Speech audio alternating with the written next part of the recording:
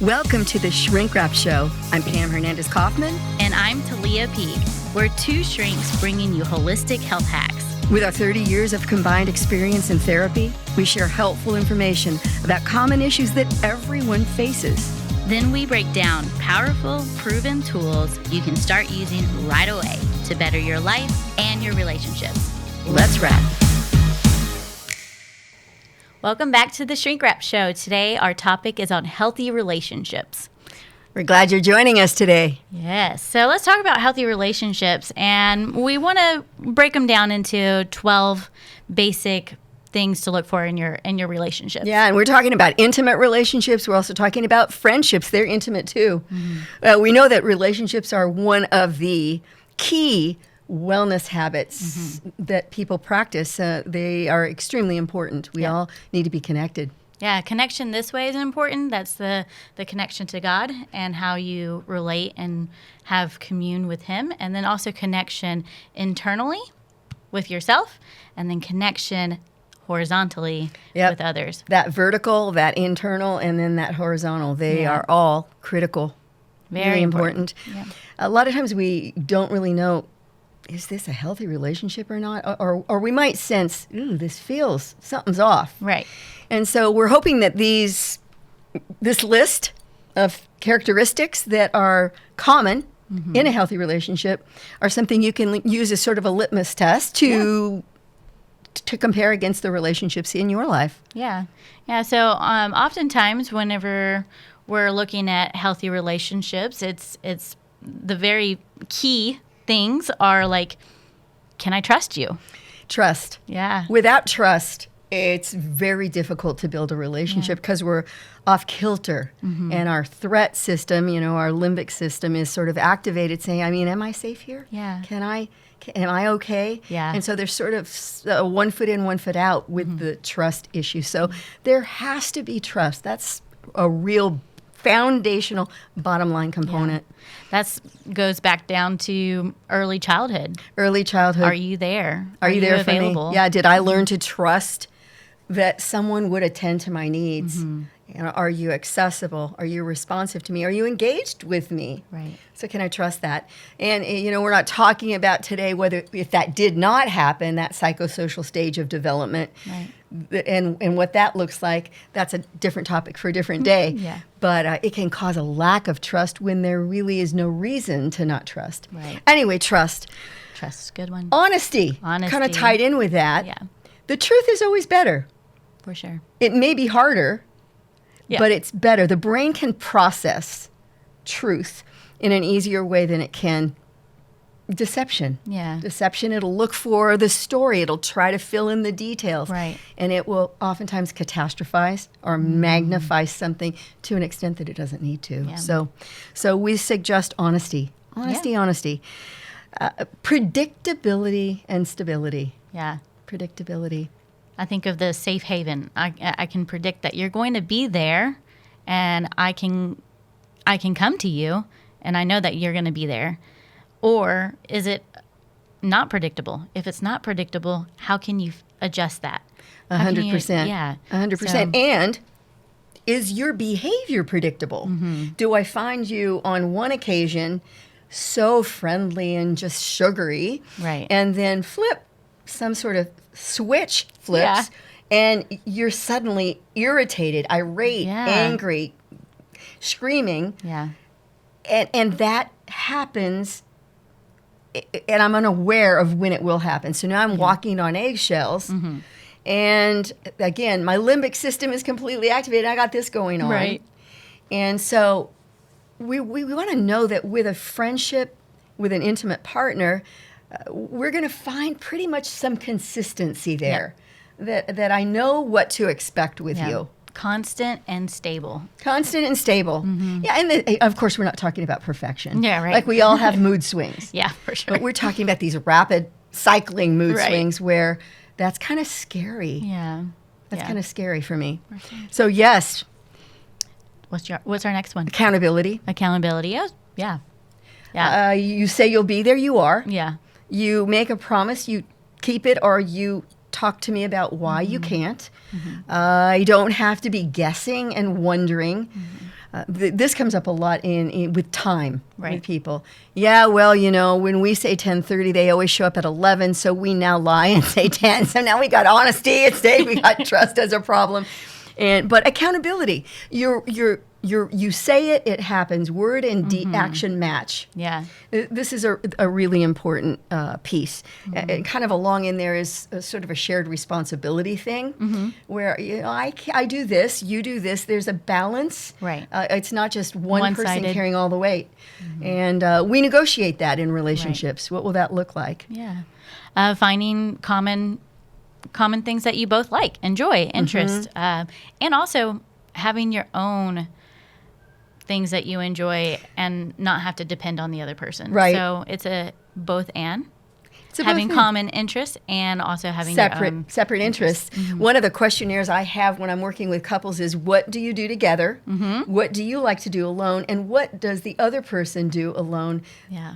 And oftentimes, like, there's nothing on the list for what the person does. It's only what we do together. Really? And so, we talk about that Venn diagram when we talk about a healthy relationship and healthy boundaries. We got a you, we got a me, we got an us. Right. And there needs to be 3 distinct circles. Yeah. That there's an overlap, but yeah. Yeah. Like, I love to travel, and my husband's like, I do not. I want to stay My husband's home. not big on the travel either. He was a little grumpy when we went to Ireland and Scotland. So happy that I got to travel with you. Yes, we travel together. We like that. So next, we have communication. I don't think there's ever been a couple come in for couples therapy who have not said, when I ask, why are you here? Communication. That's the answer almost every time. We don't know how to communicate. She doesn't listen. We can't get around conflict. We don't have time to communicate. So this is pivotal. Yeah. And what they're really meaning when they say that is not necessarily that they're not talking. It means that they're not feeling heard. Right. Almost always. Yes. I think of that video we show. It's not about the nail. This is classic. She has a nail in her head, and her husband or significant other is like, well, if you just take the nail out of your head, it would be better. And she's like, stop trying to fix things. She just wants to be heard. I just need you to hear me. And then take the nail out. And then you can take a nail out. Yeah.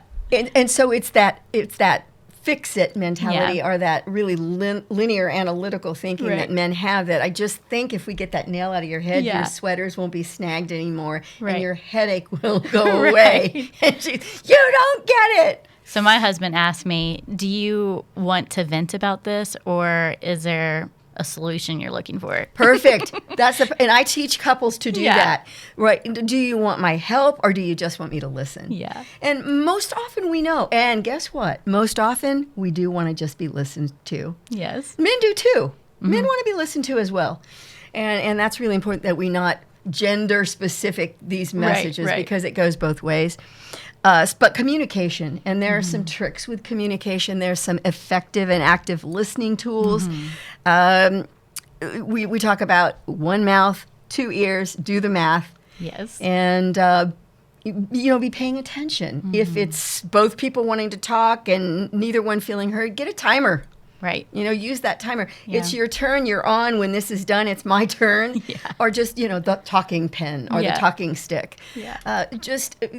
But for communication to work, there has to be a genuine interest in knowing and hearing from the other person. You gotta listen. That kind of goes back to, do I trust them? I'm honest. And kind of ties in with this next point, which is respect. Yeah. Do I respect them? I'm not going to want to hear from them if I don't respect them. Yeah, exactly. I think it's interesting whenever people say, like, you need to have respect and love.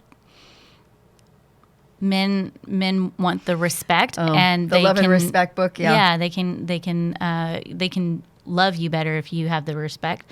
But I think it's both ways. I think you should have respect for each other, a mutual respect. I completely agree. I believe that was always a little bit of my problem. Not to diss that book. It's been an amazing book.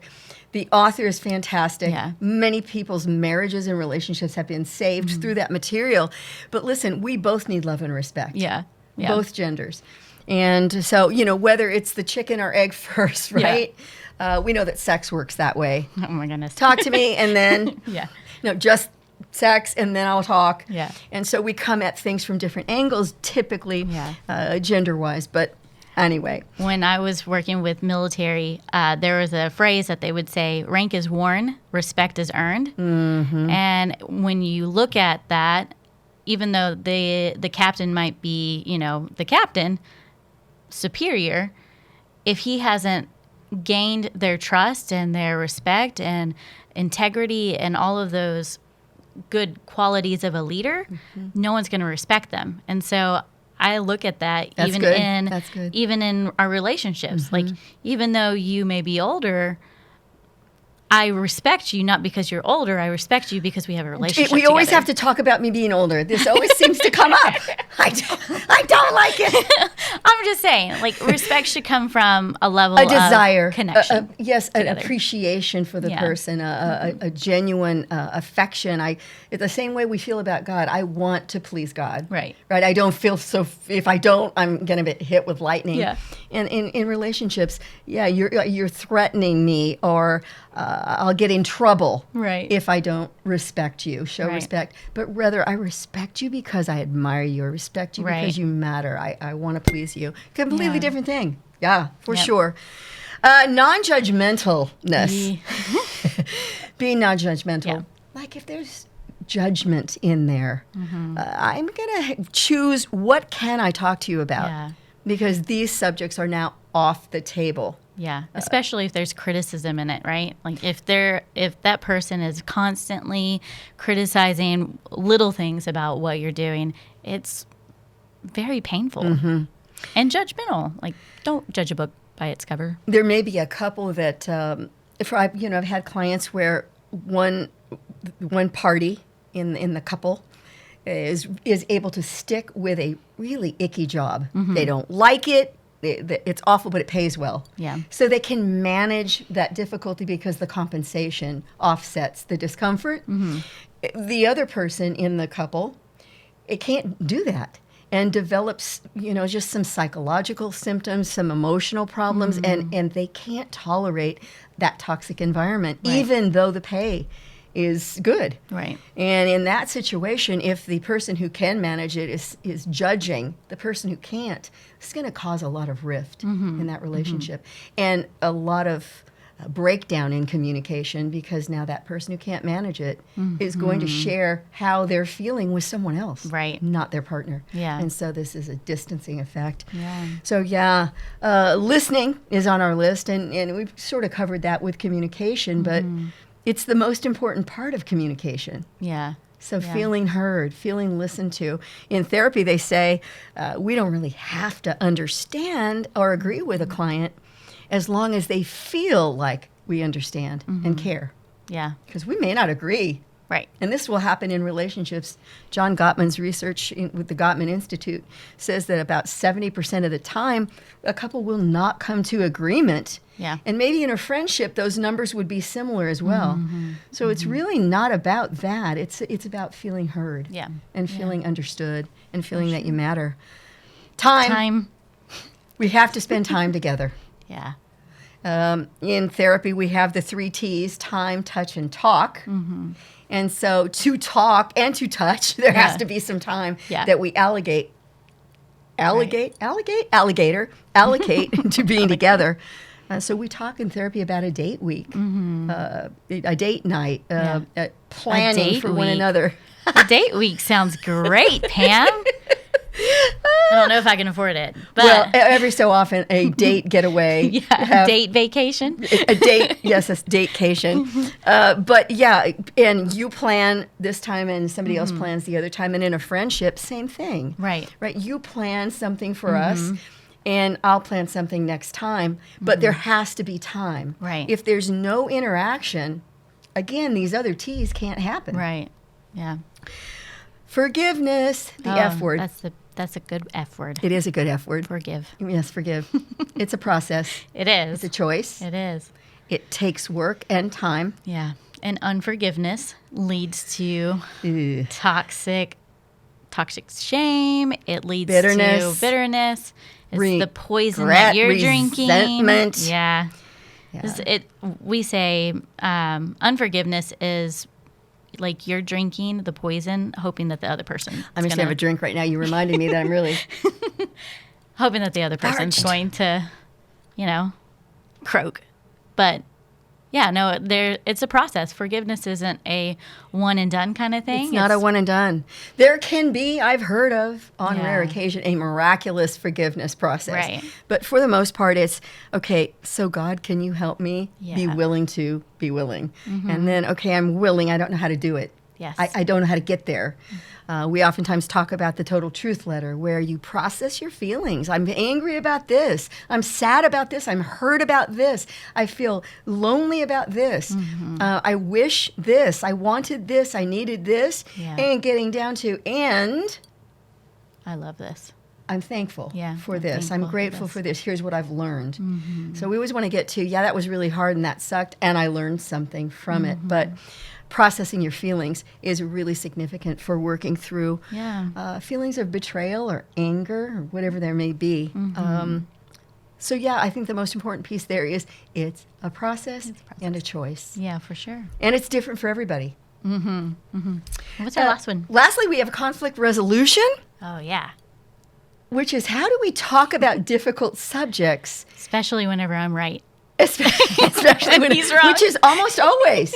Right? Yeah, I don't know about that, but I'd like to think I am, but it's not always the case. No, to me, this goes back to that, all right, we are probably not going to come to an agreement. Yeah. The research indicates that about 3/4 of the time we won't. Therefore, how do we live in harmony when you feel this way and I feel this way? When you think this way and I think this way?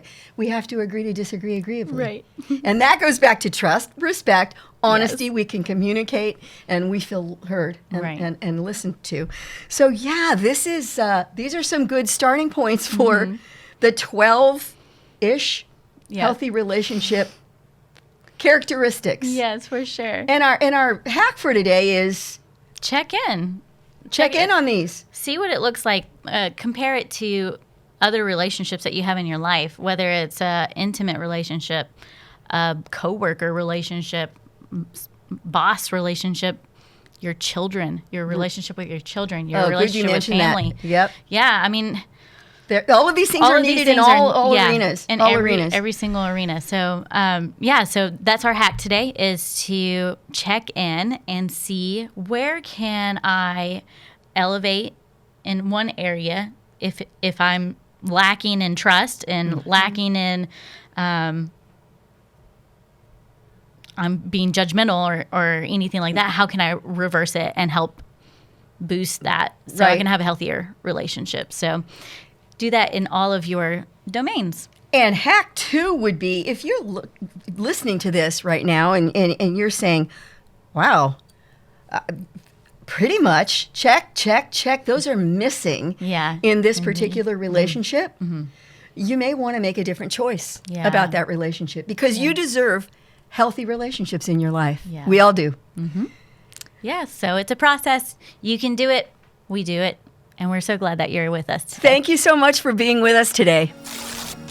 We're so glad you joined us today on the Shrink Wrap Show. If you enjoyed this episode or found it helpful, remember to hit the subscribe button, the like button, and share the show with people you care about.